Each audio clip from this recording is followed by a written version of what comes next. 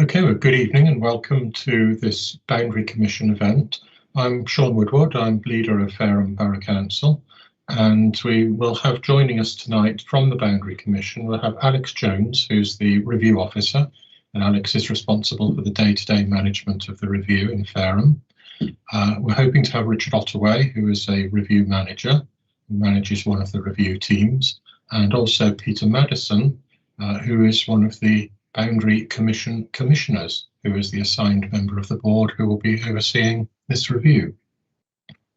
So we're going to be discussing the Fareham ward boundary consultation. It's a long time since Fareham last had one of these. The last one we worked through was back in 2000, and then we had an election, an all-out election for the council in 2002 on those new ward boundaries.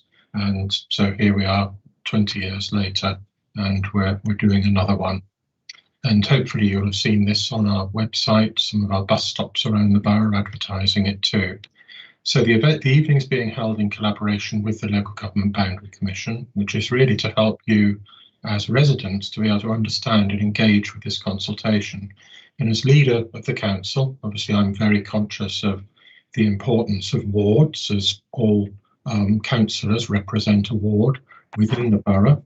So in the political sense, but also, of course, it's important that we recognise the different and very distinct communities that exist in Fareham. So the wards also generally do that. So the current consultation runs until the 4th of April, and we're consulting on the proposal to add one additional councillor to represent Fareham, which would increase the number of councillors to 32. And I always bear in mind that at the last reorganisation, we actually reduced the number of councillors from 42 down to 31. So this would make it 32. So what that means is that we need a new pattern of wards to be established to be able to accommodate 32 councillors. And the idea being that we need to make sure that each councillor represents about the same number of people, and that the wards which result reflect local community ties and identities. So we thought it was really important to hold this event tonight, so you can find out more about the consultation, what it involves, and most importantly, of course, to have your say. So I'm just going to run through a little bit of housekeeping and then pass over to Alex from the Boundary Commission. And what we'll do is open up the floor for your written questions at the end. So you can see we're holding the event remotely and you're attending via YouTube. And we thought this would be the most convenient and accessible way for people to be able to access the event. And I'm delighted that you have given up your time this evening to do just that. And we look forward to answering your questions a little later in the evening. If you're using a YouTube account, then you can simply type your questions in the comments section, which should be to the right of this video. And one of our consultation team is monitoring the questions on the YouTube comments section. Please note that any inappropriate comments or things that aren't relevant to the event will be removed. And if these comments do continue, then perhaps not surprisingly, the person posting them could be removed from the event as well. If you don't have a YouTube account, you can email your questions to quite a simple one, questions@fareham.gov, that's gov.uk. So questions@fareham.gov.uk. will get through to us as well, and we'll be monitoring that inbox. So I'm now going to pass over to Alex Jones. As I said, she is a review officer from the Local Government Boundary Commission, who is managing our review in Fareham. So over to you, Alex. Thank you very much for that excellent introduction, Councillor Woodward. Peter, would you like to say a few words before we get started?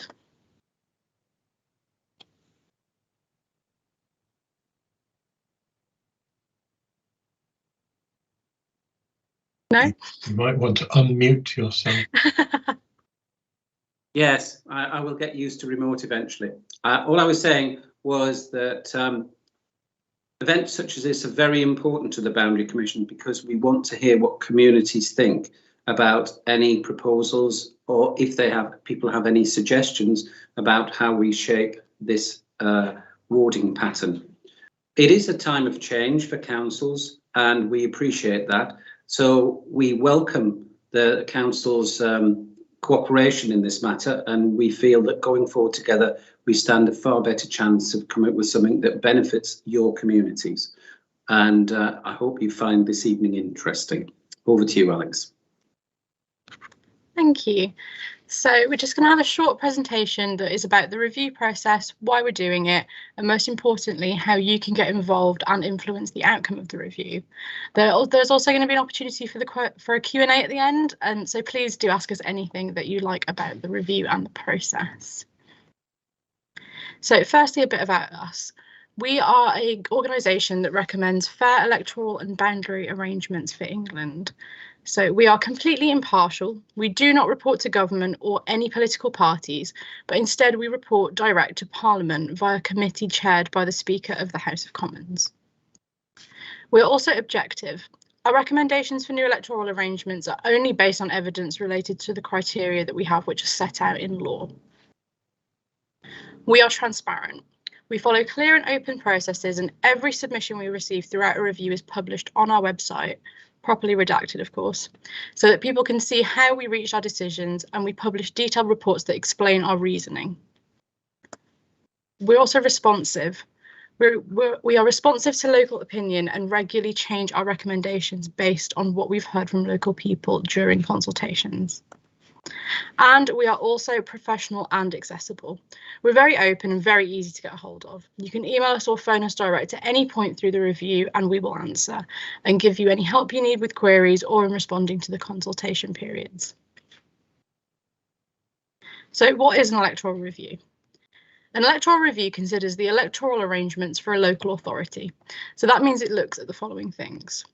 We've got the total number of councillors for an authority, the total number of wards, the locations of the boundaries between each ward, the names of each ward, and also the number of councillors which will be elected to each ward. So at the end of the review, we'll make recommendations to Parliament about each of these things in time to be implemented for the next election. So why are we reviewing Fareham? So we have a responsibility which is set out in law to review every local authority from time to time. Fareham has not had a review since 2000, so by the time this review is complete, the current boundaries will have been set 22 years ago. The Commission thinks that this is quite a reasonable interpretation of from time to time. So our review process is split into 4 phases. So the first phase, which has now been completed, is concerned with councillor numbers. So based on the evidence received during the first phase, the Commission has decided that Fareham should have 32 councillors, which is 1 more than there are now. Following the council size stage, we then moved on to our current phase of the review, which is warding arrangements. During this stage, we consult with the local community and draw up a set of new warding arrangements for the area. Once we propose our final recommendations for new warding arrangements, we go through a parliamentary process to make the new arrangements into law. And then the last phase is implementation, which refers to the election at which the new wards are used for the first time. So as I noted, we're currently in phase 2 of the process, and I'll talk a bit more about how this stage works, what we're looking for, and also how you can get involved. So the warding phase of the review process, which we're just starting, is based on a lot of consultation with local people. We don't know your area anywhere near as well as the people that live here, and so we'll be relying on you and people across the community to give us your views on a pattern of wards that most make sense in Fareham. There will be at least 2 opportunities for people to give their views about where the ward boundaries should go and what the wards should be called. The first consultation period on warding patterns is going to run until the 5th of April. During this time, we're asking people across Fareham to tell us where you think the new wards should go. People can give us ideas for the whole area if they like, but we're also equally happy to hear ideas about particular neighbourhoods or just smaller parts of the borough. And I'll talk more about the kinds of evidence we'd like to see in a moment. So once that first period of consultation is closed, we'll go through all of the submissions and evidence. We'll come down to Fareham, drive and walk around and have a look at how all the different proposals fit together on the ground. We'll then come up with a set of draft proposals which are based on what we've heard. We'll then publish this set of draft proposals and consult on them, giving local people a chance to tell us that what we've got right, what we've got wrong, and what we should change. So that second consultation period will open on the 5th of July and run until the 12th of September. And we'll publish interactive maps and reports outlining how we reached our draft proposals so that people can understand how we came up with those suggestions. Then, once the second consultation is closed, we'll go away, read everything, assess the evidence, and make any changes we've been persuaded to make by the views of local people. We'll then publish the final recommendations in November. Once the final recommendations have been published, these are set and cannot be changed after that point. Sometimes we might be persuaded to hold a third round of consultation if we want to test some suggestions we received during the second consultation, and these might be some suggestions that are very different from what we originally proposed. This further consultation is usually just restricted to 1 or 2 areas if it's needed, but it can help us clarify our thinking if we receive some persuasive alternatives during the second round of consultation. When telling us your views, there are some key things that you should know. We are bound by law to only consider arguments related to 3 things when drawing up the new wards. We call these our 3 statutory criteria. The first criteria is called electoral equality. We seek to propose wards which mean that each councillor represents roughly the same number of electors. We don't demand absolutely perfect electoral equality because it's also important that these wards reflect local communities and also use clear and identifiable boundaries. And that brings us to our other 2 criteria. One is community identities and interests. So we seek to propose wards that keep communities together and reflect the shape of local communities in the area. This is something we rely on local people to tell us about, and I'll talk a bit more about this in a moment. But finally, we have effective and convenient local government. We try to propose wards that are coherent, that use sensible and identifiable boundaries, that have complete internal road links, and which have names which mean something to local people. I'll talk in a bit more detail about each of these now, but before I do that, it's also important to say that all of these 3 criteria are equal. The numbers are not more important than communities or convenient and effective local government. Our task is to come up with a set of wards that provide for the best balance of these 3 criteria based on the evidence that we received during consultation from local people. So now I'll talk a bit more in detail about what we mean by electoral equality. So ideally, every councillor would represent the same number of electors. It would, in a perfect world, look something like this.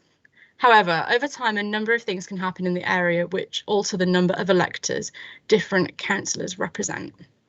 For example, you might see a number of new houses built in some wards, bringing new electors to some wards but not others, and not in equal amounts. You might also have a university or a high rate of registration in a part of a local area, bringing a high number of new electors to one or only a few wards, depending on the distribution. You might have some people leave the area, altering the number of electors in some wards. And you might have people moving from one part of the area to another. So you can now see how an area might become imbalanced over time. We try to ensure that this imbalance does not occur again too quickly. So to do that, we work with the council officers to come up with a set of electorate forecasts for each polling district in the area. And the idea behind this is to try to future-proof the electoral equality for each of the wards that we propose for a period that's 5 years after the end of the review. So the forecasts for Fareham have been published on our website with our aim, and that is to propose a set of wards that have electoral variances within 10% of the average for the area by 2027.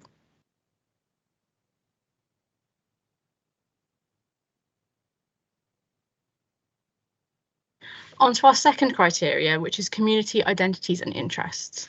So, as I mentioned, just as important to the Commission is proposing new wards that reflect local communities. It's obvious that you know your area far better than us, and so we're relying on you to tell us about the shape of local communities and how those should be reflected within the warding pattern. A sense of community is often shaped by the amenities and services people use, as well as local groups and organisations. So these might be shops, schools or other places of education, residents' associations, sports facilities, or places of worship. Telling us about how you use these kinds of facilities, amenities, and organisations, and also how relevant they are to your sense of place, helps us to understand where communities exist and how to draw boundaries that reflect them. Additionally, quite often what looks like a dividing feature on a map is actually a uniting feature to a community.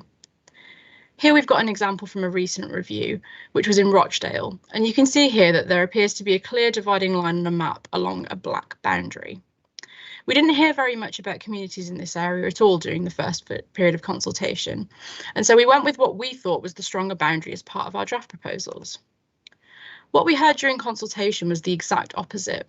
Local people wrote in to tell us that the patches of land along the black boundaries did not separate communities, but were actually nature reserves that were a uniting feature for the people that lived both sides, and so we had actually divided their sense of community.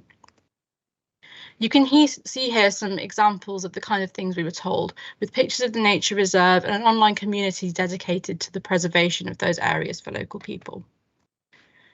We were persuaded to change our draft recommendations to make sure we weren't splitting a community with our warding proposals.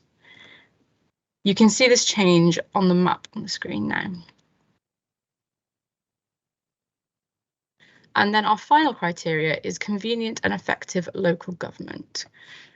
We look for strong and identifiable boundaries that make sense on the ground and for ones that should make it as easy as possible for councillors to represent their areas. We also look for names that mean something to local people. You can see here a good example of a motorway that goes right through an authority area. Using this as a boundary here would provide for a good reflection of effective and convenient local government. Any submissions you make to us should therefore consider these three criteria. In particular, please tell us about your communities and how they can best be reflected in a pattern of wards. Please always give us a reason for something you are proposing. If you want a particular boundary in a particular area, don't just tell us what boundary you want, tell us why you want that boundary. It's the why that is the most important. A quick note on the number of councillors per ward. So, as Fareham elects by halves, we must now have a presumption towards a uniform pattern of 2-member wards. If the council was to elect all out, there would be no presumption and you'd be able to have a mix of single, 2 and 3 councillor wards. I should say, though, we are able to move away from a uniform pattern of 2-member wards if it does transpire that we're unable to provide for a good balance of our criteria with a uniform pattern. Under those circumstances, we might have a mixed warding pattern in 1 or 2 areas.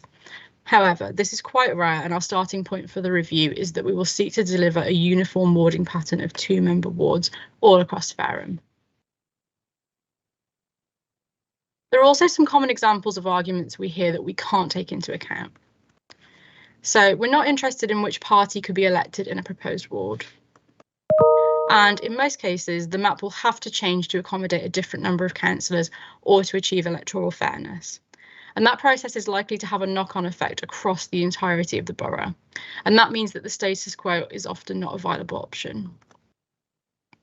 Parliamentary boundaries are also dealt with under a separate set of rules and by a different body. They build constituencies from wards, not the other way around. Our review also won't change postcodes, and as far as we've seen, we have no impact on house prices or insurance premiums. Finally, the review is only concerned with the internal ward boundaries for Fareham. We're unable to amend the external boundaries between Fareham and any of the adjoining authorities as part of this review. So, phase 3, Parliament. Once the warding pattern phase is finished and we've published final recommendations, we will turn the proposals into law by presenting them to Parliament. We lay an order in both houses, the Commons and the Lords, for scrutiny. Once the order is laid, it goes through something called the draft negative resolution procedure, which means that it has to sit there for 40 days without objection. Parliament can only reject or agree our recommendations. It cannot make any amendments to the orders. None of our orders have been rejected since the LGB was first set up in 2010. Then, if no objection is made, it will automatically become law. Then the final phase is implementation. The new electoral arrangements will be implemented at all our elections in the subsequent election in 2023. Now I'm just going to quickly go through the timeline. So we've had the preliminary period and we made our decision on council size in January of this year. We're then currently in the consultation on warding patterns, which will run until the 4th of April. We will then publish our draft proposals in July. And then we'll have a consultation on those proposals from the 5th of July until the 12th of September. Then we'll be publishing our final recommendations on the 29th of November 2022. Then we'll have that parliamentary approval of our recommendations in winter 22-23. And then finally, we'll be implementing the new electoral arrangements in 2024. There are lots of ways to make a submission over the course of our consultation periods.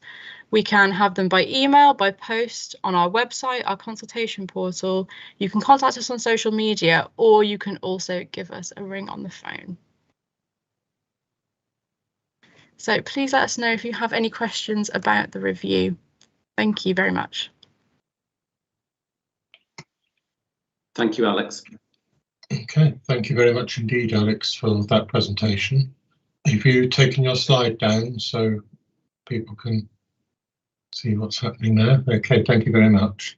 Okay, well, as I said earlier, we have an opportunity for people to put questions either directly onto their YouTube account or via the email address which I supplied earlier, questions@fareham.gov.uk. So we have actually, so I haven't got to make up any questions. We've actually received a few questions while we've been on air. So I'll move to those now, 3 at the moment. So the first question is, we will have a large new development planned in Fareham, and the example given of a 6,000 home new community at Wellbourne over the next 15 years. Will this be considered now? And I'd probably just add, it's actually going to be probably an awful lot longer than 15 years, but perhaps, Alex, it gives you an opportunity to make the point as to over what time span are you allowed to consider potential growth? So that's the first question for you, Beck. If I may, as lead commissioner, the way we handle questions normally is I give the initial answer and then I defer to our technical experts if necessary.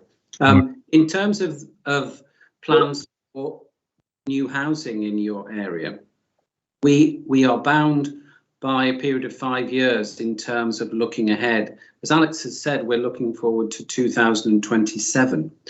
The thing that we've found, and probably the basis of the legislation, is that, as you've said, Councillor, often these developments can take a lot longer than expected. And if we're looking to come up with a ratio between electors and councillors, there's a danger that it becomes, in a sense, almost guesswork. So we will be planning to work on a projection of electors for 2027 when we work out how many voters there should be in each ward. And you're adding one councillor, or the suggestion is that we will move to 32. So it's going to be different anyway. So it's a question of 5 years ahead is really, in the view of those who wrote the legislation, we support this, about the limit at which you can say with a high degree of confidence how many dwellings will be built. I do accept what this could mean is that we may have to return to Fareham in years to come once all of those houses were built. But that's a matter that we assess the ratios across all the councils in England every year, and it may be something that comes to the fore in another 15 or 20 years. Who's to say? Okay, thank you. Anything you need to add, Alex? No, absolutely not. Okay, all right. Thank you for that one. And that probably leads in quite neatly to another question, which is, do you have consultations early if populations change very rapidly, unexpectedly? And I think the basis of that is what you say, you're looking 5 years ahead from today. Of course, by the time we have an election on the new boundaries, you're actually only looking 3 years ahead. And from previous experience, you come back every 22 years. So the question there, I think you partly answered it anyway, Peter, but would you come back early if there are sudden changes? Yes, as I said, the office do a review working with the councils, all the councils across England, and we develop statistics which give us an idea which councils are significantly out of kilter. In other words, if quite a number of their wards are way beyond the 10% variation that we see as the extreme, then we would intervene in that council and come back and do it again. Our experience is that it would, having done a review, be unusual to be back really before 10 years, but who's to say? we make no promises that we won't come back for 15 years. We will look every year. Okay, and I might say in testament to the last review, 22 years ago, we only have one ward which is out of kilter, and that's the Gate ward, which has grown. You know, we knew it would grow faster, and it did grow faster. So in 22 years, we have one which is off, and the others are all still within tolerance. So obviously got something right. Now, next question I've got here is, can you give an example of a time when you have changed your recommendations based on consultation submissions? Well, that's very easy to answer. Actually, it's harder for me to think of a time when we didn't. In virtually every review that I've led and Alex has been involved in, we changed the draft recommendations in the light of community feedback. We've had a commission meeting today. We've gone through, I think, 6 or 7 reviews, and in every case, changes have been made. Some of the feedback is from councillors, some is from councils, others are from community association, residents association, or indeed individuals. And we weigh all of the feedback up very carefully. As Alex has said, we're looking for evidence. If you just simply say you don't like something, I don't think that will go down as a valid argument. The thing I would say, though, is if you see something in our recommendations, our initial draft recommendations, that you really support, please let us know. Because, for example, in a community, if 35 people don't like something and all write in, and the rest of the community love it but say nothing, we will get a distorted view of what is happening in that community. And perhaps not surprisingly, we will go with the evidence in front of us. In other words, the view of the 35. So it's equally important to tell us when you support what we're proposing, as well as when you disagree. Okay, thank you very much. Nice simple one now, I think, was about how many electors per ward are you aiming for? I guess the answer is probably how many per councillor, but if you'd like to. Well, I haven't got that number in front of me, so that's one where I'm going to say to Alex, would you like to pick that up? I absolutely can, if you just give me one moment. It's about 6,000 and something, isn't it? While Alex is looking at that, it's worth saying that we don't have a standard number of electors per councillor for councils across England. We treat every council as being unique, and we look at the circumstances. We learn from the reports we receive about how it works in Fareham, and that really is the basis on which the number of councillors was determined by the Commission, and then that leads to a number. In other words, we don't start with a number and end up with the councillors. Okay, Alex. So Fareham Council have given us their electoral forecasts, and they are forecasting that there's going to be about 97,790 electors, that's not the population, just people who are registered to vote in Fareham by 2027.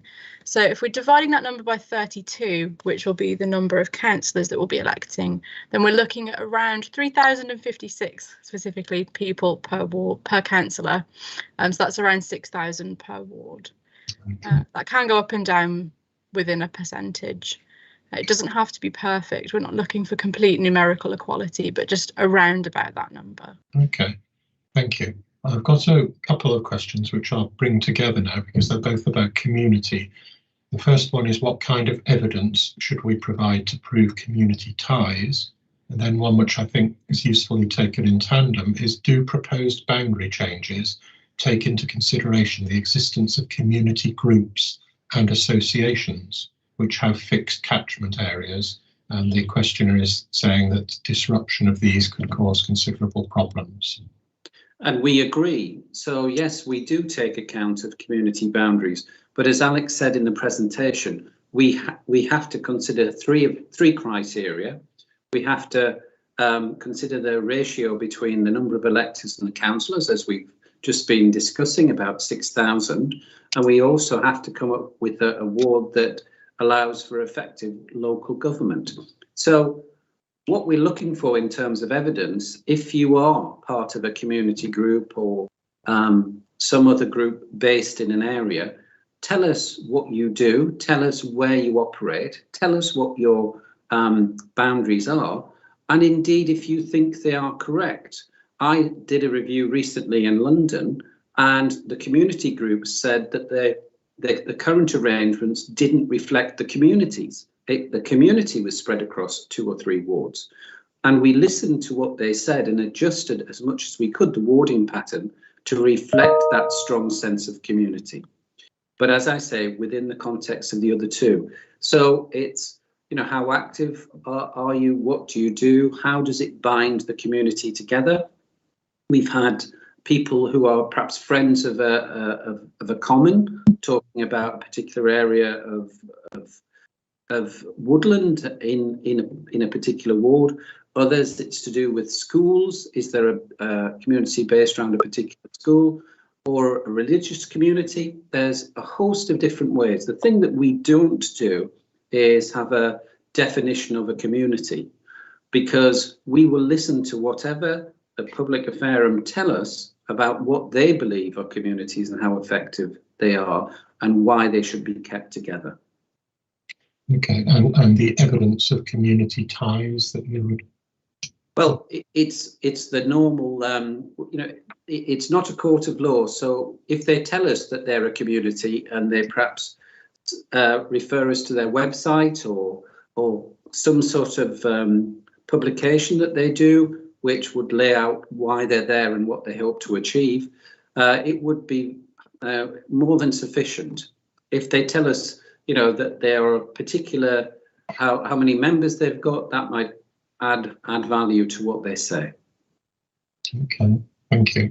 And Alex, well, you did say in your presentation, it might just been a slip of the tongue, there's an all-out election in 2023. I think you meant 2024. I did mean 2024. I have to apologise. That's right. So that's clear. Right. I don't have any other questions unless something is about to pop up. I can see somebody's typing at the moment, but I think that's all. And I'm just looking at a few questions I've been given as suggestions, and I think they've actually been covered as well. So yeah, there was one question actually which might help people, which I've noted down, and that is whether a new ward could be created as a part of the review, or will existing wards just be rebalanced?